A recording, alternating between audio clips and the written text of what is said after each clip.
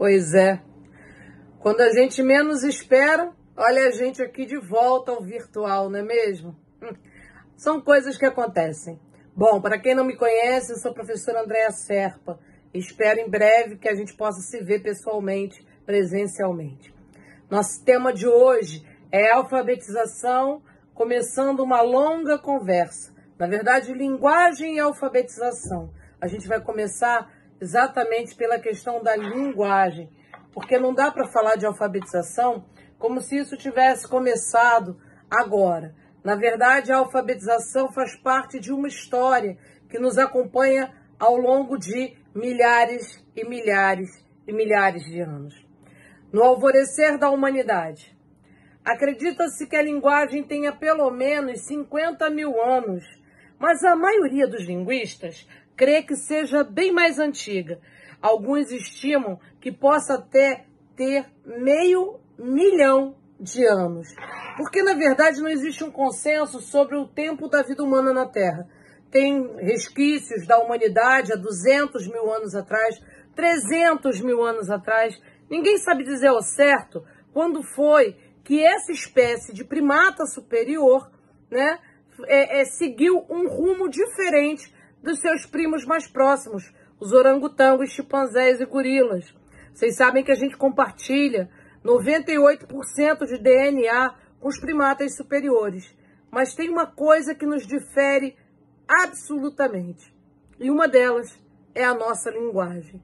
A linguagem humana, ela é única, né? Todos os animais possuem uma forma de comunicação. Todos os animais se comunicam entre si. Os animais, até os miquinhos, os mais simples, micos, eles têm uma forma de comunicação. Então, se o miquinho vê uma cobra rastejando, ele fala e os miquinhos sobem na árvore. Se outro dia outro miquinho vê um gavião passando, ele grita e os miquinhos todos se intocam. Essa é uma forma de linguagem. Quem tem gato, cachorro em casa também sabe. Eles têm um barulho, um som especial para cada coisa. Eles se comunicam com a gente. E a gente, depois de um certo tempo, começa até a entender muito bem. No entanto, a linguagem humana, ela é muito especial. Segundo o autor do livro Homo Sapiens, a pequena história da humanidade, o ser humano é o único animal que faz fofoca. Na verdade, nossa linguagem é a única linguagem que nos permite conversar sobre o que está ausente, aquilo que já passou, aquilo que não está presente no tempo e espaço em que as pessoas estão conversando. E também nos permite projetar mundos futuros, mundos longe daqui. Então, na verdade, nossa linguagem é a única linguagem que nos permite mover no tempo e no espaço. Essa é uma característica da linguagem humana, que até onde os nossos estudos nos permitiram conhecer, só nós, seres humanos, produzimos. Por isso, nós produzimos história, nós produzimos cultura. Há cerca de 200 mil anos atrás, no deserto de Kalahari, na África. A gente não quer só comida, a gente quer comida, diversão e arte. A gente não quer só comida, a gente quer saída para qualquer parte. Já cantavam os Titãs, um grupo de quando eu era mocinha, né? Então a gente não quer só comida, a gente quer comida, diversão e arte. Há muitos anos atrás, o ser humano vivia uma vida absurdamente dura, A nossa estimativa de vida não passava dos 30 anos. A gente sabia que ia morrer, a gente só não sabia como, mas provavelmente fosse de uma forma bastante violenta. E aí, mesmo em meio a essa vida tão dura, a essa vida que a gente tinha que levantar e literalmente matar um leão por dia. Na verdade, a gente não comia leão, a gente matava os veados e o leão comia a gente. Mesmo no meio dessa vida tão embrutecida, a gente precisava de algo mais. Então, o ser humano, ele sempre teve necessidades objetivas de se alimentar, de se proteger, de se abrigar, de se aquecer, de reproduzir, mas a gente sempre teve necessidades subjetivas. E a escrita e a leitura e a nossa linguagem tem tudo a ver com essa subjetividade humana. Mais do que uma comunicação prática, que permite articulação para a sobrevivência, presente também em vários grupos primatas, a linguagem humana é a base das articulações intrapsíquicas. Ela permite a comunicação consigo mesmo, com ideias e sentimentos profundos que podem ser compartilhados de forma interpsíquica. Nessa rede complexa, onde o ser humano vai se afastando das formas comunicativas mais primitivas para formas cada vez mais elaboradas.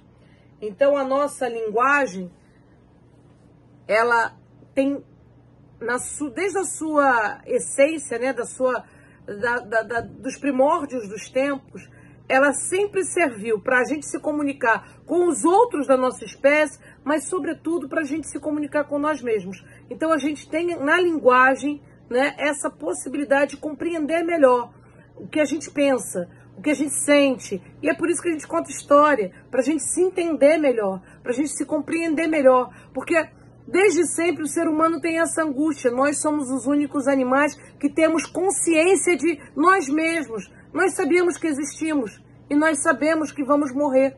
E isso nos dá características que são muito próprias, porque nós temos essa consciência de nós, né, da nossa existência e do nosso desaparecimento. E a gente, desde sempre, não quis desaparecer. Bom, a necessidade é a mãe da inventividade, a escrita como uma necessidade social. Primeiro eu preciso dizer que passaram-se milhares e milhares de anos antes da escrita ser inventada. Então vamos lá. Se a humanidade tem aí 200, 300 mil anos, a escrita tem 3.500 no máximo. Então a humanidade fez muita coisa, né? O ler e o escrever, ele surge na história da humanidade como mais uma invenção humana, uma necessidade humana que foi surgindo à medida que a gente foi vivendo. A gente não aprendeu a ler e escrever para depois produzir conhecimento. A gente já produzia conhecimento e depois inventou a escrita, que é mais uma forma de conhecimento. Então, é preciso que a gente lembre sempre que muito antes da gente inventar a leitura e a escrita, a gente já contava história. As narrativas, os grandes épicos, os grandes poemas foram criados muito antes da invenção da escrita. Nós, na verdade, mapeamos as estrelas, nós construímos navios, nós atravessamos oceanos, nós construímos aquedutos e pirâmides muito antes da invenção da escrita. Então, uma coisa é você não saber ler e escrever. Outra coisa é você ser uma pessoa sem capacidade cognitiva. Todos nós, né, levamos milhares de anos pensando, produzindo conhecimento sem a necessidade da leitura e da escrita. E olha, eu não estou dizendo com isso que a leitura e a escrita não é importante, não. Eu acho importante. Tanto é que eu sou leitora e escritora de livros. A escrita é muito importante, mas não é ela o que baliza a inteligência humana. Uma pessoa pode ser analfabeta e extremamente inteligente, extremamente criativa. Então a gente precisa também romper um pouco com esse nosso preconceito de que quem é analfabeto em tudo.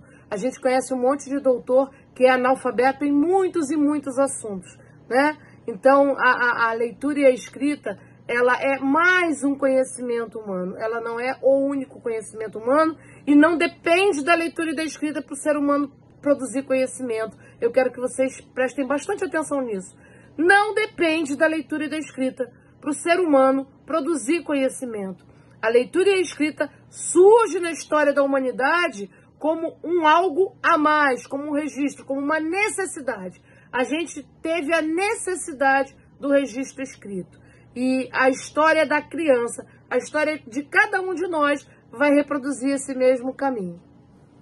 A civilização suméria floresceu entre os rios Tigre e Eufrates há 2.550 anos atrás.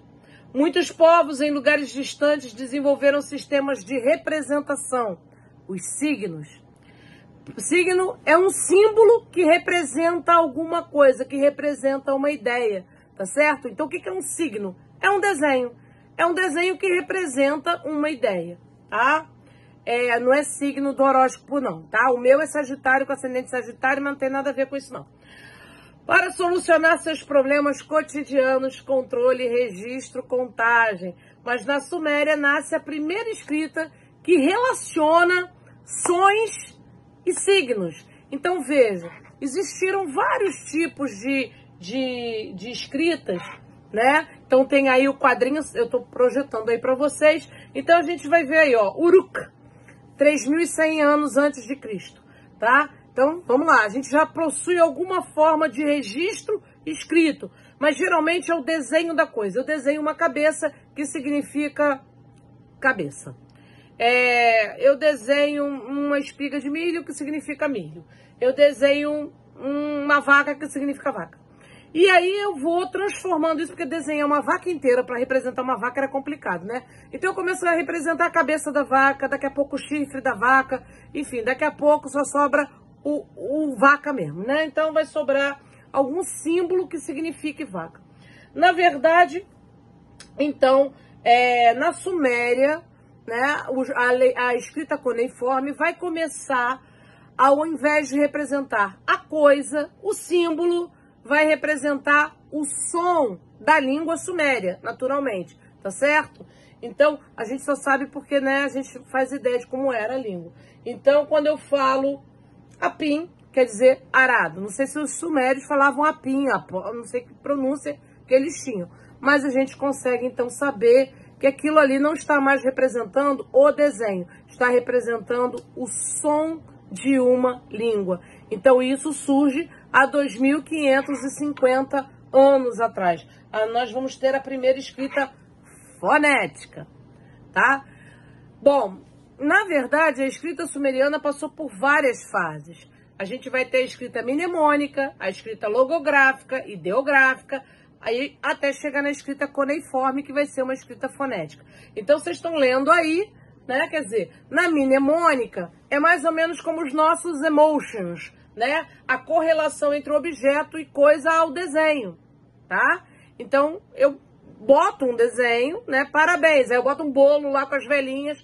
Aquele desenho já está representando a ideia de parabéns. Então, o desenho já representa a coisa. O desenho por si já comunica, tá certo? A escrita logográfica. Desenho tem correlação com uma ideia. Exemplo, sol pode significar luz, brilho, branco, dia, brilhante. E aí, dependendo das combinações que você faça, você cria uma sentença.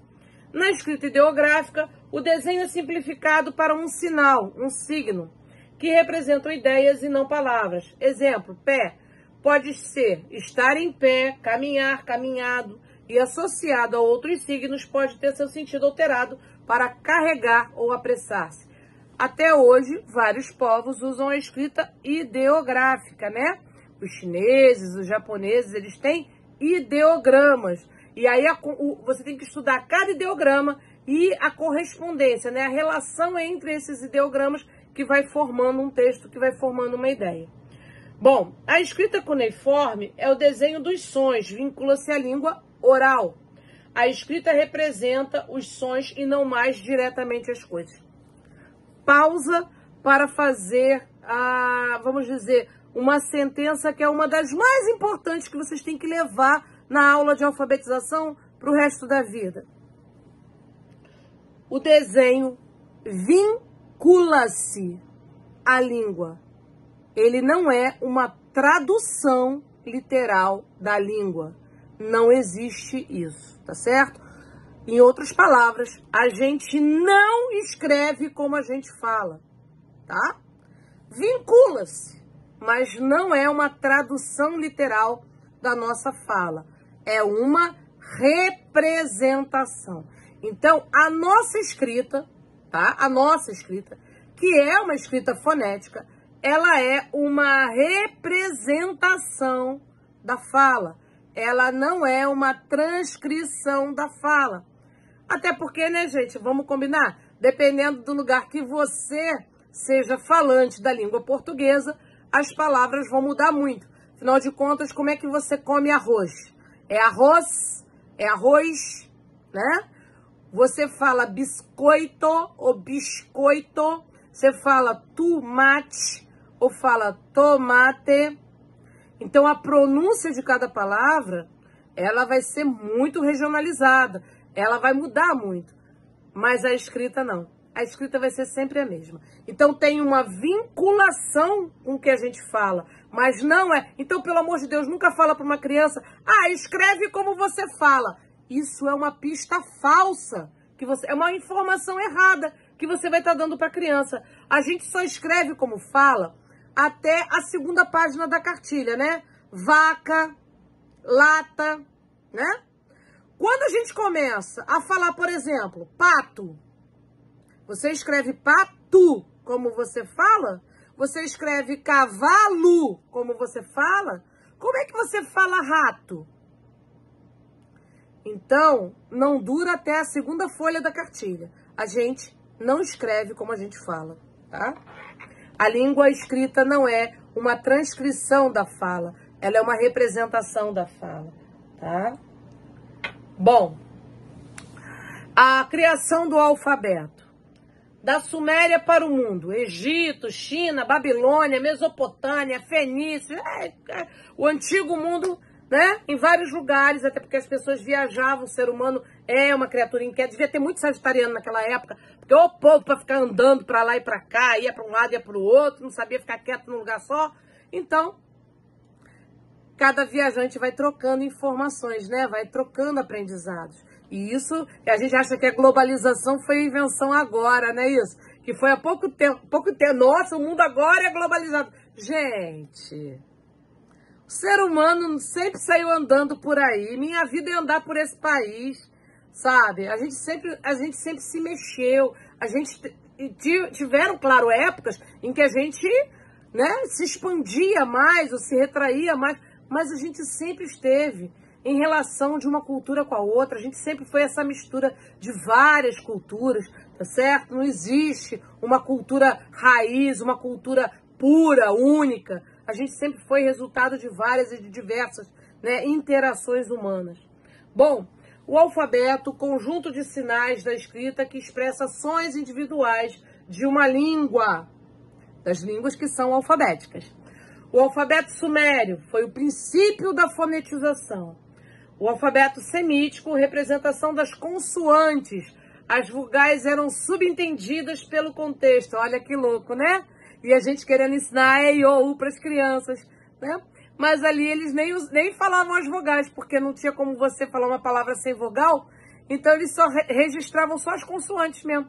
A vogal estava subentendida pelo contexto. E vocês vão ver mais tarde, quando a gente estudar Emília Ferreiro, que muitas crianças passam por esse sistema de representação.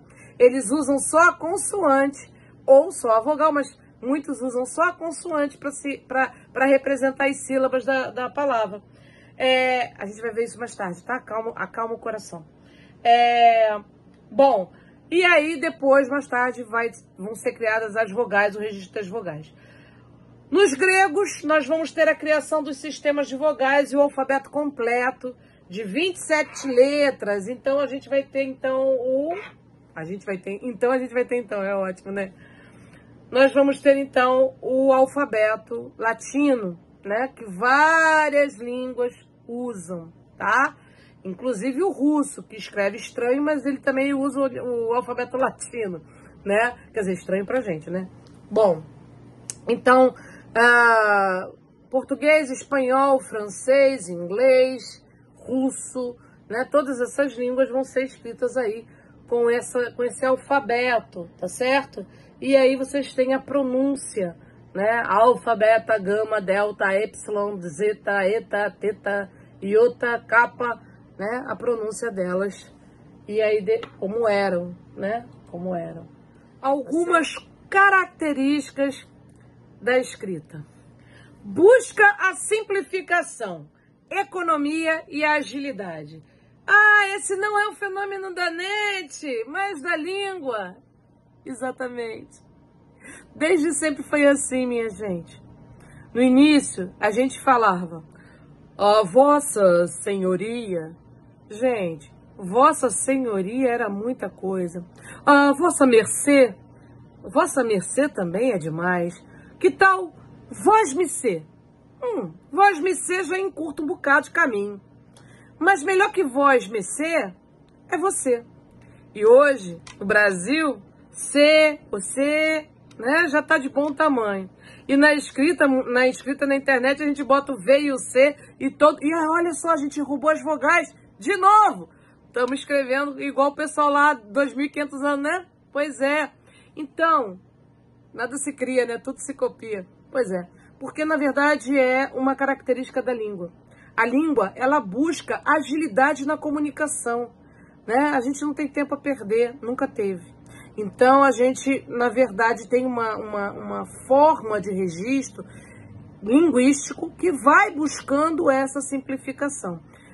Alguns linguistas, por exemplo, chamam a atenção para o fenômeno do gerúndio. Vocês já repararam que do Oiapoque ao Chuí, nesse país, e em vários outros países de falante de língua portuguesa, a gente não fala mais comendo, bebendo, jantando, indo. É indo, vindo, comendo, bebendo. Essa simplificação é um fenômeno da língua.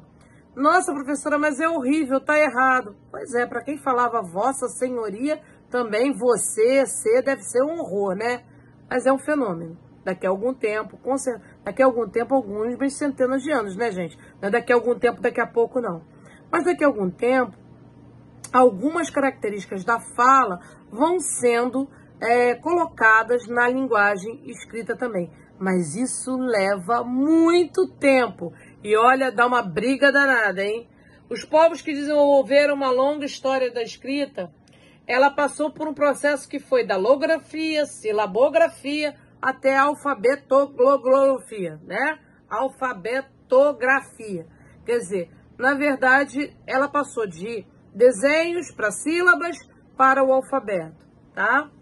Outros povos desenvolveram outros sistemas ou permaneceram na ideografia ou logografia. E veja, não existe uma hierarquização neurológica entre elas, tá certo? Japonês não é menos inteligente do que a gente, porque a escrita dele é ideográfica, não é escrita alfabética, né? E olha que louco, eles nem fazem caligrafia, tá vendo? Pois é, mas eles não têm problema nenhum cognitivo por conta disso não, tá bom? Fiquem tranquilos, os nossos amigos chineses, coreanos, indonésios, tailandeses, que usam escritas ideográficas, eles vão bem, obrigada.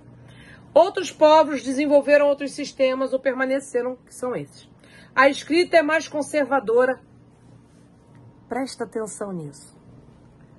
A escrita é mais conservadora do que a língua falada, tá certo? Dois povos que tenham a mesma língua de origens, se perderem o contato um com o outro, em poucas gerações terão desenvolvido dialetos distintos, que foi o que aconteceu na Europa muito e bastante com muita gente, né, gente? Quem teve a oportunidade, né, de conhecer um pouquinho das línguas que a Espanha... Por exemplo, você conhece o espanhol, né? O espanhol que a gente estuda é o espanhol falado em Madrid. É o espanhol, né, daquele núcleo. Mas a Espanha, na verdade, ela é uma coleção de pequenas nações que foram, né, oprimidas, vamos dizer assim, e obrigadas a formar um conjunto. Mas a Galícia tem um espanhol próprio, a Andaluzia tem uma língua própria, a Catalunha tem uma língua própria. Então o catalão não é espanhol, o galego não é espanhol, é outra língua. Tá certo? Mesma coisa com a língua portuguesa. A língua portuguesa, nós somos aí, sei lá, 250 milhões de falantes de língua portuguesa. A língua portuguesa falada no Brasil é única. É única, por quê? Porque a nossa língua portuguesa falada no Brasil tem palavras de origem tupi-guarani, de vários ramos tupi-guarani, e temos palavras de línguas africanas, né? De várias línguas africanas, mas sobretudo banto. Então, na verdade, nós falamos, a língua portuguesa é a nossa base, né? É a base com que a gente se comunica, mas nós temos um vocabulário muito enriquecido por essas outras línguas, que nós às vezes nem nos damos conta, né? De que origem, quais são as origens delas, tá? Português de Portugal não tem isso. Agora, o português de Moçambique, com certeza, tem outras palavras que diz respeito aos vários dialetos, às várias línguas. Eu não gosto da palavra dialeto, não, né? Porque a palavra dialeto é o nome dado pelo colonizador à língua do outro. Porque é tudo língua, né, minha gente?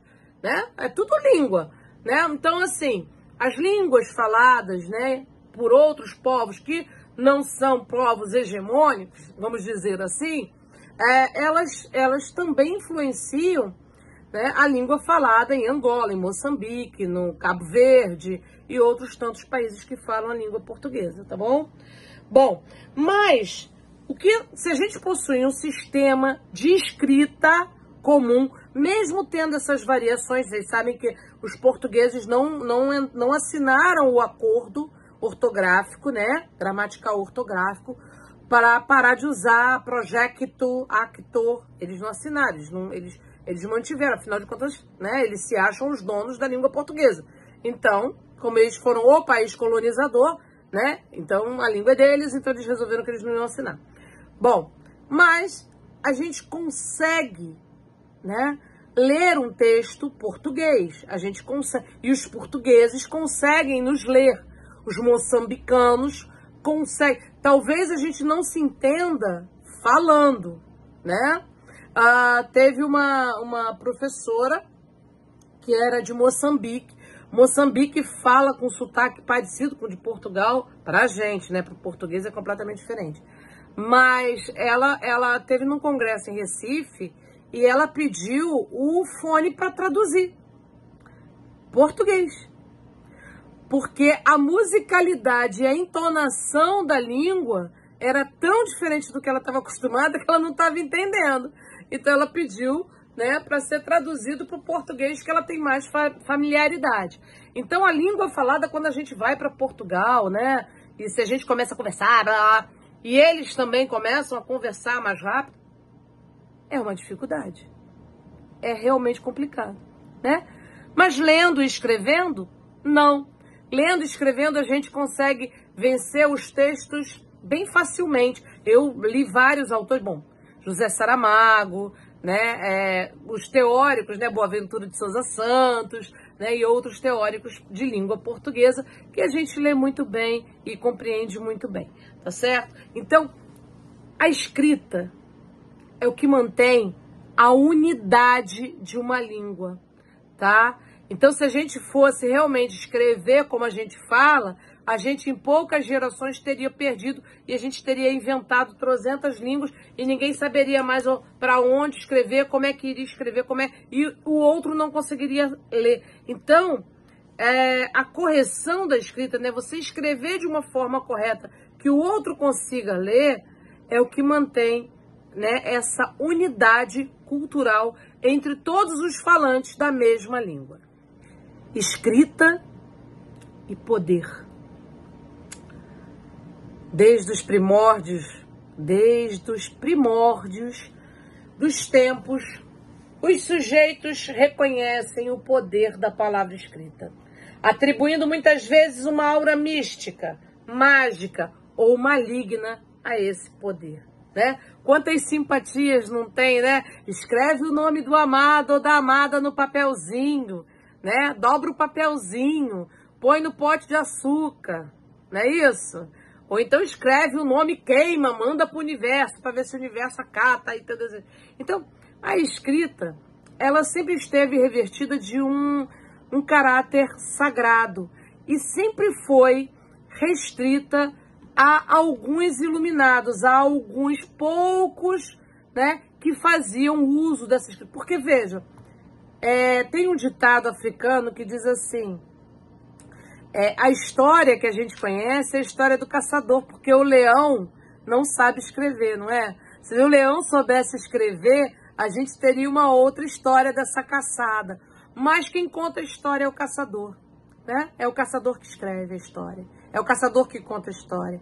E a gente sabe disso, né? Hoje vocês já estudaram história da educação, enfim. Se vocês tiveram um bom professor de história também no ensino médio, ele já falou para você que a gente tem a história dos vencidos, né? A nossa história é contada pelos vencedores. Né? A gente não tem uma história narrada pelos povos que foram vencidos, pelos povos que foram oprimidos. Né? Esses não tinham direito à escrita. E até hoje não tem, né? Até hoje não tem. Mais tarde a gente vai conversar sobre isso. Mas vocês sabem que no Brasil nós temos 11 milhões de analfabetos, né? E mais de 20 milhões de analfabetos funcionais, tá? Então a gente depois vai falar um pouquinho sobre isso. Mas a gente precisa começar dizendo isso. Escrita é poder, tá? Escrita é poder. Quem tem a palavra escrita, quem usa bem a palavra escrita, pode mais, tá? Possui mais influência. Inclusive, as nossas leis todas são feitas por escrito. Inclusive, quem faz direito vai dizer para vocês, uma vírgula pode significar a diferença entre você estar livre e você estar preso. Então, a nossa escrita, ela é poder, tá bom? Desde o início dos tempos, ela era restrita a poucos. A dominação e conquista de um povo e cultura passa necessariamente por rituais onde a sua memória é apagada, né? Monumentos, documentos, livros são destruídos e isso tem um alto custo epistêmico para a humanidade. Epistêmico vem de epistemologia, vem de produção de conhecimento. Toda vez que vocês ouvirem a palavra episteme, epistemologia, né? Vem de produção de conhecimento. Como o ser humano produz conhecimento? Boaventura de Souza Santos fala que a cada povo morto, né? Como nós estivemos a ponto de exterminar os Yanomamis, a cada cultura que desaparece, a gente comete um epistemicídio, ou seja, a gente mata uma forma única de conhecer o mundo. Todo conhecimento produzido por aquele povo, desde tempos imemoriais, quer dizer, há 200 mil anos atrás, há 100 mil anos, há 50 mil anos atrás, aquele povo produz conhecimento. E aí você vai lá e mata esse povo. Um povo que não tem escrita. Você mata esse conhecimento. É uma língua que morre. E com ela morre toda uma lógica, uma forma de ver o mundo. Porque, na verdade, a afirmação da identidade de uma nação, povo, cultura, passa pela forma como esse povo, essa nação e essa cultura seleciona, controla e registra a sua própria história, né? Então, muitos povos têm esse registro na forma oral, contam histórias. Nós escrevemos história. E a nossa história escrita é uma seleção. Ela não é como foi. Ela é uma seleção que algumas pessoas resolveram registrar daquela maneira. Toda história é seleção. Toda história é escrita de memória. Se eu pedir para vocês escreverem a história da vida de vocês, vocês não vão escrever todos os segundos e minutos que vocês viveram. Vocês não lembram. Vocês vão escrever aquilo que a memória selecionou. E veja, a nossa memória seleciona e guarda de uma forma singular. Vocês já repararam que às vezes vocês conversando com o irmão de vocês, ou com o pai, ou com a mãe, vocês falam assim, lembra quando aconteceu aquilo assim, assim, assim, assim? E aí um lembra disso de um jeito e o outro lembra disso de um jeito. E você fala assim, isso aconteceu? Isso aconteceu quando? Isso aconteceu como? Não foi assim, foi assado. A nossa memória, ela faz uma seleção, que é sempre afetiva, né? Então, a gente não é resultado, né? A nossa história, a nossa identidade, deixa eu dar uma palhinha aqui do Contar e Encantar. A nossa identidade é formada pela nossa história, e a nossa história é uma seleção de memória. Então, a nossa identidade é uma seleção do que a nossa memória resolveu lembrar da nossa história. Então, não é toda a nossa história. É o que a gente lembra da nossa história. É o que nos passou. Aquilo que nós fizemos uma seleção afetiva. Tá certo? Então, quando a gente escreve, a gente tem um registro, né? Mas esse registro também é seleção, né? Uma descrição de alguma coisa é sempre um ponto de vista. Nunca é a totalidade da realidade, porque a gente não tem como apreender a totalidade da realidade. Mas a língua de um povo é o seu patrimônio. Ela guarda mais do que letras, ela guarda a forma que aquele povo enxerga, traduz, entende a realidade. Como é que ele vê o mundo, como é que ele pensa a sua própria... Como é que ele se pensa, tá certo? Então a história que você conta sobre você é como você se vê, tá certo? Bom, é uma forma de traduzir a sua ideologia, a sua história, tá bom? Então, cada vez que essa história é apagada, como foi, né? A humanidade sofre uma perda irreparável. Havia um conhecimento na Biblioteca de Alexandria, da Antiguidade Clássica, desses povos, Egito, Mesopotâmia, Sumério, que foi apagado, que foi perdido. E hoje chegam pra gente fragmentos que às vezes a gente fica assim, estarrecido. Vocês sabem que até hoje a nossa ciência não consegue compreender muito bem como é que os egípcios conseguiam preservar suas múmias? Eles estudam, até traços de radiação foram encontrados, e aí eles resolveram assim, melhor a gente nem mexer nisso, porque a gente não vai entender mesmo, né? Então, o passado é complexo, porque só chegam, na verdade, fragmentos pra gente. Mas toda história que a gente registra e deixa para o futuro é poder. Milhões de anos depois.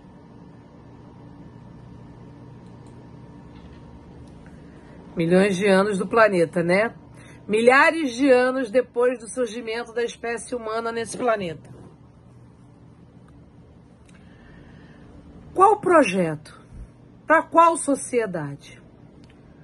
Hoje nós vivemos tempos onde foram proclamadas a era da comunicação, a era da informação.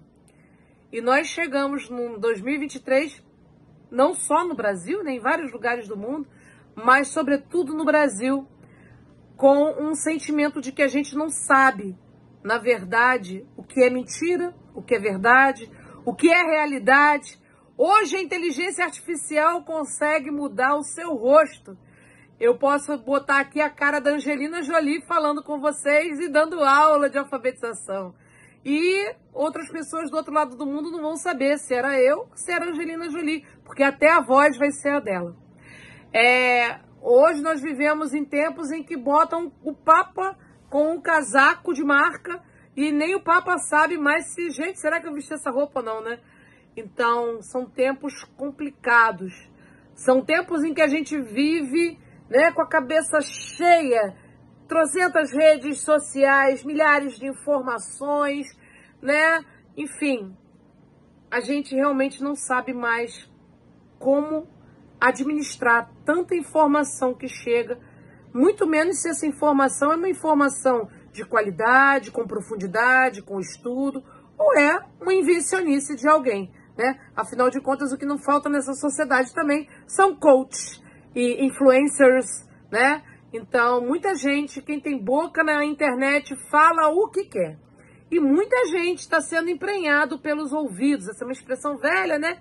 Emprenhado pelo ouvido, quer dizer, né? Está se deixando impregnar pelos ouvidos sem muitos critérios, sobretudo as cabecinhas mais jovens, né? Sobretudo as crianças e adolescentes. Nós vivemos tempos de alienação, né? O apocalipse zumbi chegou e a gente não se deu conta. A gente vive tempo de isolamento social. Ao invés de a gente estar mais conectado, a gente está mais isolado, né? As pessoas não se comunicam mais. As pessoas, na verdade, têm uma ansiedade, que eu tenho certeza que nesse exato minuto tem gente me assistindo na velocidade 0.2, quando eu já acho que falo rápido pra caceta, né? Ansiedade, pressa. E o conhecimento não se produz com pressa. O conhecimento tem seu próprio tempo de produção. Bom, vivemos uma sociedade das aparências. Vivemos também uma sociedade da competição, né? Essa charge aí, que eu gosto muito, uso em avaliação, diz o seguinte: a prova de hoje é subir na árvore. E aí você tem um macaco, um pinguim, um elefante, um peixe, uma foca e um lobo, né? Quem será que vai estar bem na prova de subir na árvore? Mas a nossa sociedade faz isso com as pessoas. E isso tem um preço. E o preço vem sendo bem alto. O suicídio é hoje a terceira causa-morte na adolescência. Terceira causa de morte entre adolescentes. Gente que devia estar beijando na boca, dançando, curtindo a vida, aproveitando, indo à praia. Não. A tentativa de autoextermínio causa uma emergência, a principal causa de emergência psiquiátrica nos hospitais.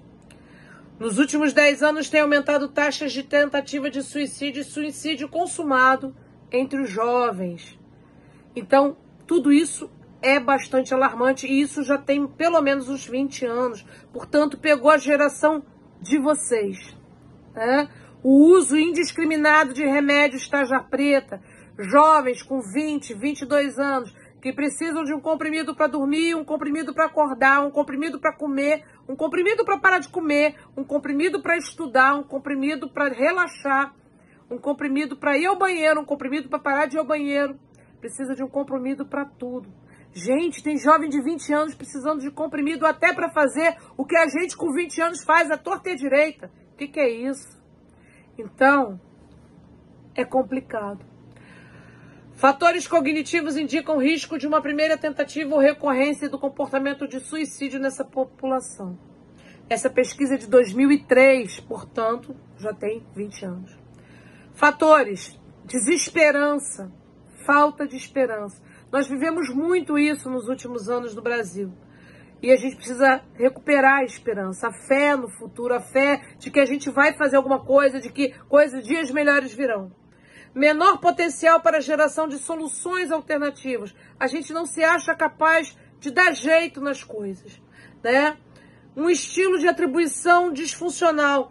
As crianças, sobretudo, acham que os problemas que nós estamos passando são culpa dela. Porque ela vê o adulto nervoso, o adulto chorando, o adulto tenso, e ela acha que ela tem culpa de alguma forma, tá? Quadros depressivos, impulsividade, então aumento da violência física, muita gente sendo vítima de abuso e cometendo abusos também, né? E na escola, sucesso escolar, né? Essa cobrança, né? E é claro, o acesso mais fácil a armas de fogo. Vejam, o que isso tudo tem a ver com a alfabetização? O fracasso escolar, quando a gente fala de fracasso escolar, a gente não está falando o fato de eu chegar no doutorado e de repente não saber o que é uma oração subordinada adversativa, ou eu não souber nem o que eu fazer com uma sei lá, fórmula de Bhaskara, né? Não tem negócio assim? Eu não faço a menor ideia. Ou não ter conhecimento de todos os elementos da tabela periódica. Isso não é fracasso escolar, né? Mas não saber ler e escrever é.